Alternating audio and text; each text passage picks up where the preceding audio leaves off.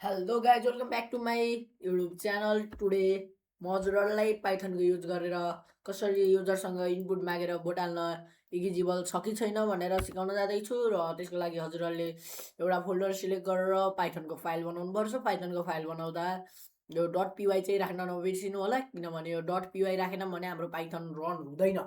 र हामीले पहिला युजरसँग अब उसको एज मागौँ। त्यो एज चाहिँ हामीले भीमा सेभ गर्छौँ। अब भीमा सेभ गर्छौँ। युजरसँग एज मागौँ। इनपुट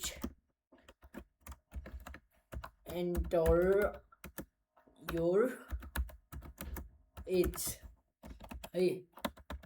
अब युजरको एज इफ अब हामीले एज त भीमा सेभ गर्छौँ। B is greater than or equals to 18 print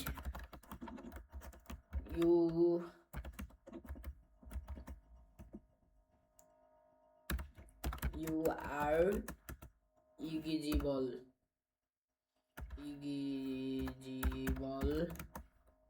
for vote अथवा यु क्यान भोट भन्ने नै हुन्छ। अब इफ पछि अब हाम्रो 18 वर्षभन्दा ठुलो छैन र 18 वर्षभन्दा सानो छ भने else print you are not eligible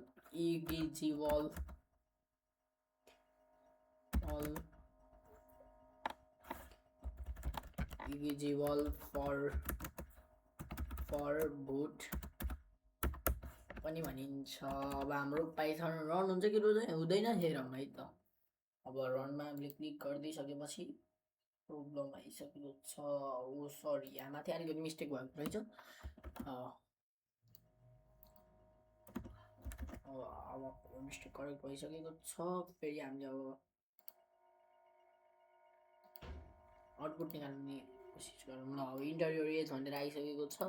अब मैले एज राखिदिन्छु, 18 नै राखिदिउँ ल, ट्याक्कै 18 राखिदिउँ। You are eligible for vote भनेर आइसकेको छ। अब मैले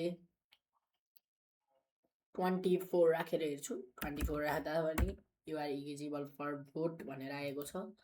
अब मैले फेरि राख्छु, कति राखौँ भन्दाखेरि ल अब 12 राखौँ। 12 राख्दाखेरि you are not eligible for vote भनेर आएको छ। त्यसरी नै हाम्रो पाइथन कोड रन भएको छ।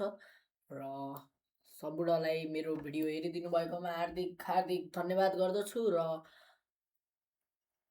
लाइक सेयर एन्ड सब्सक्राइब गरिदिनु हुन पनि हार्दिक अनुरोध गर्दछु। र यसै गरी अब आजको लागि बाई बाई।